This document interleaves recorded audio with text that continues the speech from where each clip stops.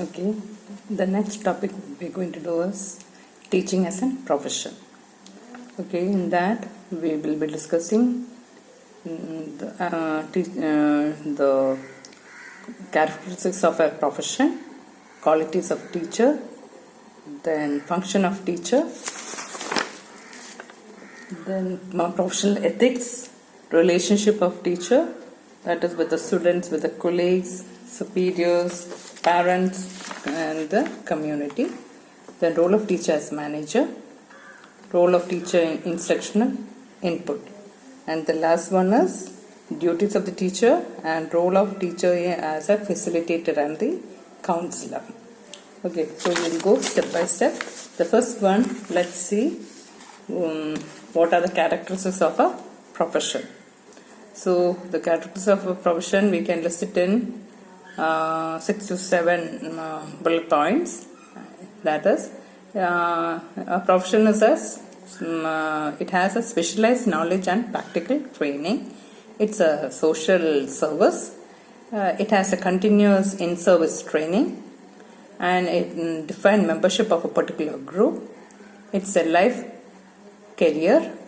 It has some code of ethics, and it is a professional organization. And here I would like to ask you, what is the difference between a business and a profession?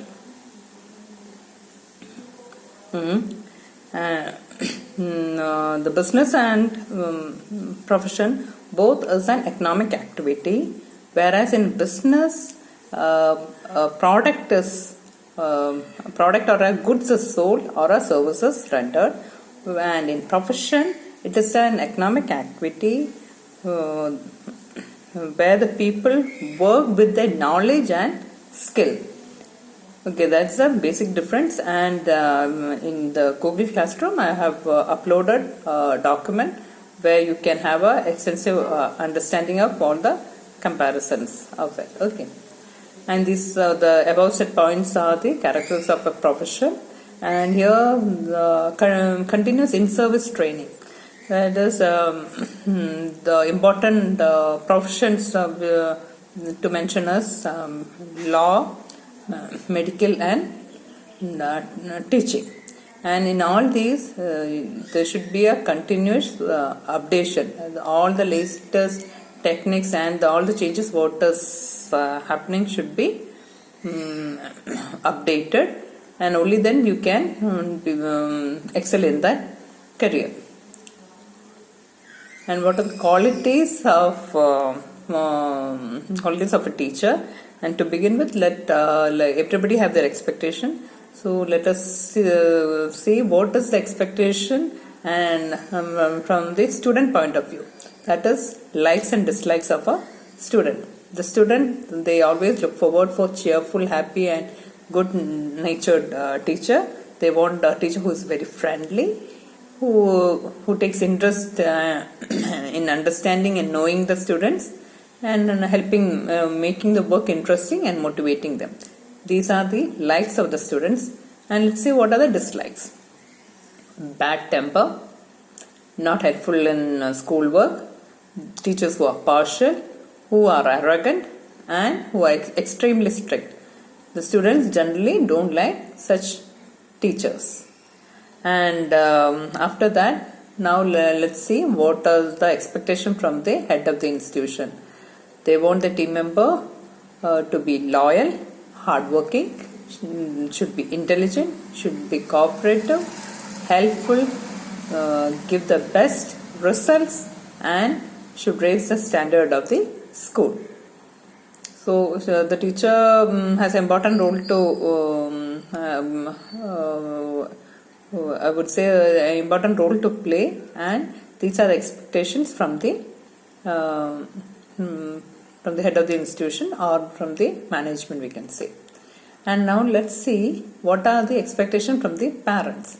They want their the parent look forward for a teacher who is passionate, who is a good communicator, a good observer, who understands, who works very systematically, who is an organized person, who has a lot of patience, who is fun loving, who are nice with the students, fair, and who and has an open door policy for both the children and the parents, and makes parents they feel welcomed. Open door policy, we can say that if a person considers somebody as an approachable person, that is an asset for them. Said like for that instance, like if there have any issue or suggestion and all, the other person should be confident enough to give suggestions and recommendations. And a good observer, here the teacher in the day-to-day activities observe the students, and she will be able to give a correct feedback about how he behaves, whether he has any other issues other than academics. Issues are all the strength and weaknesses. If the strength should be appreciated, weakness we should help to overcome that. Okay, so these are the expectations from the parents' side. And from the educational institution, they want a teacher to be a resourceful person, should work in any condition, and should be quiet and humble. And now here I will use the term layman. Layman is a common man. For common people, what is the expectation? The teacher should do work without any recognition or appreciation, and they have a mindset that teachers are paid for their work, so what's the big deal? They should be doing their work systematically. And educationalists, they expect teachers to be superhuman beings who have all the good traits and qualities. And then we will also look into the qualities of a teacher. What are the qualities expected from a teacher? This is the expectation from various the qualities for a successful teacher. Here the teacher should have good character, she should have good personality, mental health is very important. They should not carry the stress and all that to a classroom, or even in their behavior, all that should not be affected. They should be a person with good physical health. Then they should have a social adjustment. It's a team of people working, and you will have the likes and dislikes. It should be like agree to disagree, and there should be a very healthy working environment. Then provision efficiency, should be a master in subject and should do things willingly.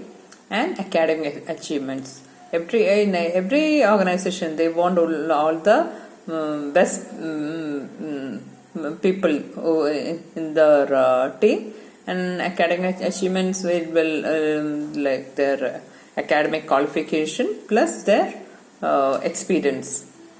So all those can be considered as the qualities for a successful teacher. Now let's see what are the functions of the teacher. Like this, all you are aware of it already. There's a planning, educating, organizing, supervising, guidance, recording, and evaluation. These are the functions of the teacher. And here I've given, like in planning, deciding the curriculum, then deciding the subjects, then making yearly plan, monthly plan, weekly plan, and even we make day-wise plan. So all that planning, then use of audiovisual aids and other teaching aids, then class activities, keeping in mind the class schedule. So that's it. And then comes the educating. Educating is having a thorough knowledge of this subject. The teacher should be able to motivate the students and should have sufficient and adequate. They should be like I said, when they are imparting knowledge, they have to give it very systematically. Sufficient practice work and all should be given so that they learn at ease. Then comes the organizing the co-curricular activities during the year. Then use of all the resources of the school in a very efficient way. Then planning the library work for students. Then academic organization of syllabus, preparation of timetable and assignment of work.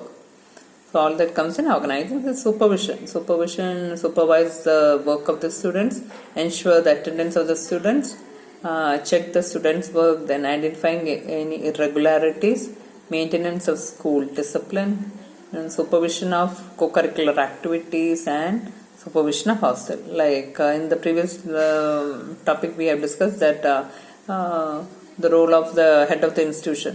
The supervision of hostel is applicable when it's a residential school. Then the responsibility will be on the principal. That's the overall responsibility, the teacher and the school, the hostel warden.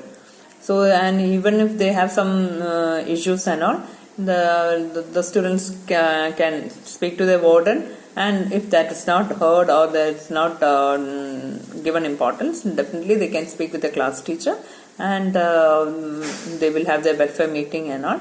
In that they can take it up, and all the genuine things, definitely the teacher should speak for the students. Then comes the guidance. Guidance like generally we give guidance when the students when they are in class 10 and when they are in class 12. That is, in class 10 they are choosing the subjects for class 11, which subject they should be choosing, and class 12 after 12th standard, which is the subject they have to take for their career. So like I said, and in fact we include class 9 also, so that they will have some idea of what are the careers and what are the subject options they have. Okay, and that is about the selection of subjects. And guidance is it's also given for slow learners and for those who are not very keen in academic performance. So for them and all, what are the vocational programs available and how they can excel in their life and all that can be guided. So vocational personal guidance to students. Then comes the recording, maintenance of records like attendance register, fee collection, inventory, mark records, and a list of activities that is conducted. Then other records like admission records, transfer, and all the cumulative records. So all those the teacher has to maintain it. Then comes the evaluation. It's an important area. The student's achievement has to be evaluated from time to time. Teacher must diagnose the weakness and identify the bright students, and definitely we should be able to take them to the next level, giving them extra work, guidance, and all that. Then various tools and strategies that need to be used for achieving the results. Then update of the leadership techniques is also very important. So now my question is, what makes a great teacher?